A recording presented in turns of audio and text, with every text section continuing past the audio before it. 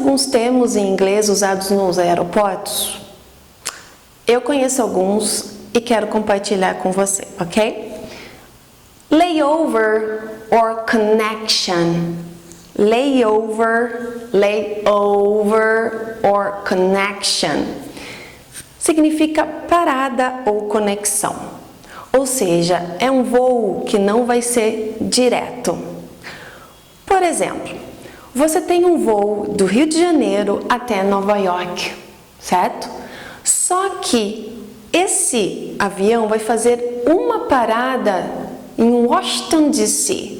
Então, isso é chamado layover or connection, ok? Você para no aeroporto de Washington, D.C., troca de avião e aí você vai, com esse novo avião, você vai para New York, certo? A dica que a companhia aérea dá é o seguinte: tente fazer um layover de pelo menos 1 hora para que você não perca o próximo avião, ok? E se nessa conexão você precisar passar pela imigração, você precisa de um layover de pelo menos 3 horas, tá certo? Então essa é a dica que a companhia aérea dá ao turista. Stopover. Stopover. Stopover. Significa também, é uma parada, um layover. Só que existe alguns tipos diferentes, ok? É uma parada que dura no mínimo 4 horas e pode durar alguns dias. Sim, se você usar essa cidade intermediária, ou seja, essa parada no meio do caminho, você pode ficar nessa cidade por alguns dias, curtindo, né, adicionando uma cidade na sua viagem, curte por alguns dias, depois volta para o aeroporto, nessa cidade que você ficou por alguns dias e vai para o seu destino final, tá? Vamos dizer que você sai de São Paulo para Londres, mas tem um stopover em Lisboa e você decide ficar uns 2 dias em Lisboa. Você vai ficar esses 2 dias em Lisboa, volta para o aeroporto da cidade e segue sua viagem para Londres, tá? O stopover é decidido no momento da compra das passagens aéreas.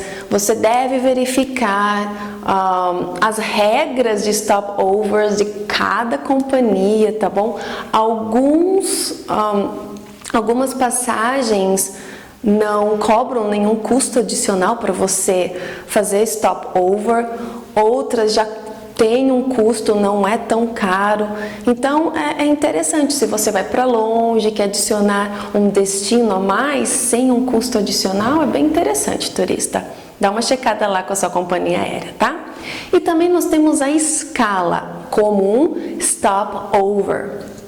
A diferença entre essa parada, né, o layover com uma escala, é que você não precisa sair do avião. Normalmente a escala acontece só para o reabastecimento do avião. Então você vai ficar no avião, vai esperar por alguns minutos até eles embarcarem novamente. Outro termo é a non-stop flight. A non-stop flight. A non-stop flight. Esse significa voo direto, ok? Não tem parada. A non-stop flight. A non-stop flight. Voo direto, ok? Outro termo, overbooking. Overbooking. Overbooking. Acontece quando a reserva e vendas de passagem excedem a quantidade realmente disponível dentro do avião, tá? Esse, na verdade, é o significado literal da palavra overbooking. Se vocês consultarem o site, os melhores destinos, eles vão explicar outras causas do overbooking. Ou seja, a venda excessiva de passagens não é a única causa do overbooking, mas para o inglês, overbooking significa simplesmente a venda excessiva a mais de passagens do que realmente o avião tem disponível, tá bom? One way ticket. One way ticket significa passagem só de ida. Se você comprar one way ticket, você não volta mais, você só está comprando a passagem para ir. Diferente de round trip ou return ticket, que significa passagem de ida e volta. Se você realmente está fazendo uma viagem a turismo, a lazer, você vai querer comprar passagem de ida e volta. Return ticket ou round trip. Round trip. Shuttle bus. Shuttle bus. Essa placa significa que os ônibus de traslado estão lá nessa área. Ou seja, é o ônibus que circula entre dois pontos, por exemplo, do aeroporto até o hotel, do hotel até o aeroporto, tá? Shuttle bus, que é conhecido pelo ônibus de traslado. E o nosso último tema é o jet lag. Jet lag. Para quem já fez viagens longas, com fusos horários diferentes do local de origem até o local de destino, sabem o que sentem. Normalmente os sintomas do jet lag são dores de cabeça, cansaço, insônia, alteração de humor, falta de apetite. Bom, como isso acontece? Imagine que seu relógio biológico está acostumado com a sua rotina, ou seja, o horário que você levanta, come, trabalha, e aí você encara uma viagem de 18 a 24 horas, por exemplo. E isso inclui ficar horas sentados dentro do avião, uma péssima noite de sono, ficar entre os aeroportos, tem conexões, enfim, envolve uma rotina que você não está acostumado. Então, esses sintomas são praticamente os mesmos, é o cansaço, a exaustão, dores de cabeça, alteração de humor, insônia, tá? E isso acontece com intensidades diferentes, depende da pessoa, isso varia, lógico, de pessoa para pessoa.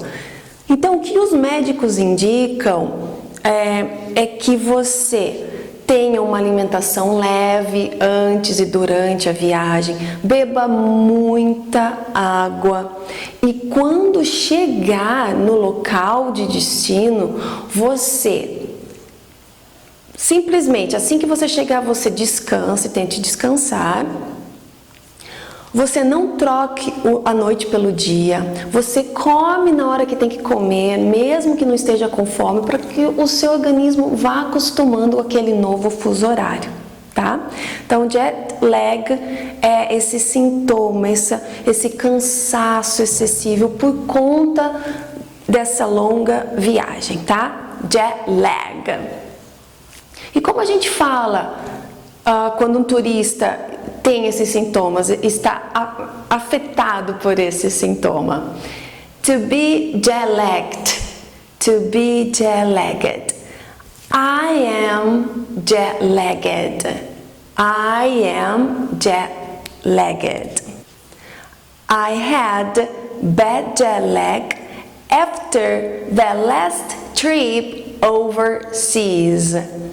To have jet lag or to have bad jet lag, ok? É uma frase que você pode montar. Eu tive jet lag na última viagem que eu fiz ao exterior, tá? Além de formar uma frase com to have bad jet lag, você pode fazer com o verbo to get bad jet lag. I always get bad jet lag when I fly to the States. I always get bad jet lag when I fly to the States. She feels tired because of the jet lag. It sounds like you are jet-lagged. It sounds like you are jet-lagged. Jet-lagged travelers complain about lack of sleep and its consequences. Por hoje é só, turista. Fico feliz de ter compartilhado com vocês esses termos em inglês, que são bem comuns, bem usados, e espero te ver no próximo vídeo. Thank you very much. See you soon. Take care.